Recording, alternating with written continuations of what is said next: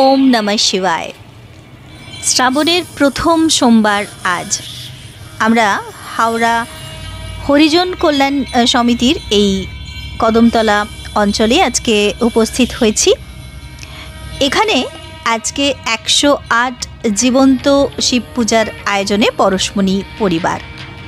আমরা একদম সকাল সকাল পৌঁছে গেছি পূজার আয়োজন পূজার্ঘ সমস্ত সঙ্গে নিয়েই, এবং এই পূজার্ঘ সাজিয়ে নেওয়া হচ্ছে। সবার আগে ভোলেনাথের মাথায় অর্পিত হচ্ছে দুধ। তার এই দুগ্ধ অর্পণের মধ্যে দিয়েই আজকের এই শিব পূজা শুরু হলো। আপনারা দেখছেন এই পূজা পর্ব।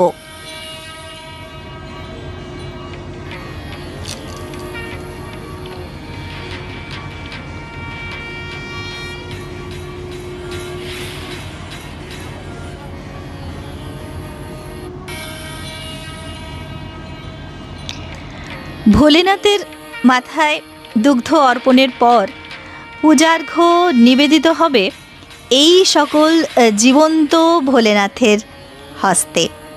তারা সকলেই অপেক্ষারত এবং আমরাও অধীর আগ্রহে এই পূজা নিবেদনের জন্য অপেক্ষায়। শুরু হলো সেই জীবন্ত শিব পূজা। তাদের পূজার্ঘ হিসেবে আজকে নিবেদিত হয়েছে দুধের প্যাকেট, কলা এবং মিষ্টি পাউরুটি। তারা একে একে এসে এই পূজা গ্রহণ করছে। আমরা সত্যিই আন্তরিকভাবে তৃপ্ত, আনন্দিত এবং কৃতজ্ঞ। স্ক্রিনে যাকে দেখছেন সমরদা, আজকের এই পূজার আয়োজনে সিংহভাগ তিনি সহায়তা করেছেন। আমরা এখান থেকে গিয়ে এত দূরের এই অঞ্চলে এই যে আয়োজনটির ব্যবস্থাপনা, সেটির জন্য তার উপরে আমরা অনেকটাই দায়িত্বভার অর্পণ করেছিলাম এবং তিনি নিখুঁতভাবে এই পূজার্ঘর আয়োজনগুলি যে ব্যবস্থা করে রেখেছেন পরশমণি পরিবারের সকলের পক্ষ থেকে তাকে কৃতজ্ঞতা জানাই। এখানে উপস্থিত রয়েছেন আরও সকলে যারা এই পূজাতে পরশমণি পরিবারের পক্ষ থেকে একত্রে এই পূজা নিবেদিত হচ্ছে। এবং স্ক্রিনে দূর থেকে যারা এই পূজায় সঙ্গে রয়েছেন, প্রতিনিয়ত যারা আন্তরিকভাবে পূজার্ঘ নিবেদনের মধ্যে দিয়ে এই পূজায় সর্বদা সহায়তা করেন, তাদের সকলকেও শিব পূজার এই যে আজকের বিশেষ দিন, শ্রাবণ মাসের প্রথম সোমবার, এই প্রথম সোমবারে এই যে পূজা নিবেদিত হচ্ছে, তাদের সকলকে সেই পূজার আন্তরিক শুভেচ্ছা জানাই। ভোলেনাথের কৃপা এবং আশীর্বাদ সকলের ওপর বর্ষিত হোক, এই প্রার্থনা তো প্রতিনিয়তই থাকে। এবং আমাদের পরিকল্পনা মতো পরশমণি পরিবারের পক্ষ থেকে আপনারা জানেন শ্রাবণ মাসের যে সোমবারগুলি, সেই সোমবারগুলিতে আমরা বিভিন্ন এলাকাতে উপস্থিত থাকব, যেখানে এই জীবন্ত শিবেদের পূজার মধ্যে দিয়েই আমাদের শ্রাবণের সোমবারের এই বিশেষ পূজা আমরা উদযাপনের পরিকল্পনা করেছি। আপনারা সকলেই সেই বিষয়টি সম্পর্কে অবগত আছেন।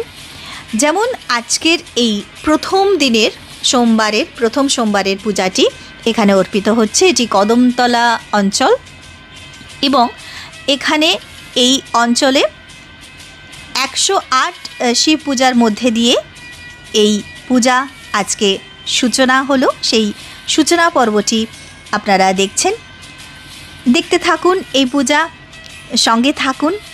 দূর থেকে হলেও যারা সঙ্গে রয়েছেন তাদের সকলের জন্যেই এই পূজা এইভাবে দেখানোর সুযোগ করে দেওয়া, এবং সকলেই এটি বারংবার জানান এই পূজা দেখে অত্যন্ত তৃপ্তি বোধ করেন, আনন্দিত বোধ করেন, এবং এটি আমাদের কাছে সবথেকে বড় প্রাপ্তি।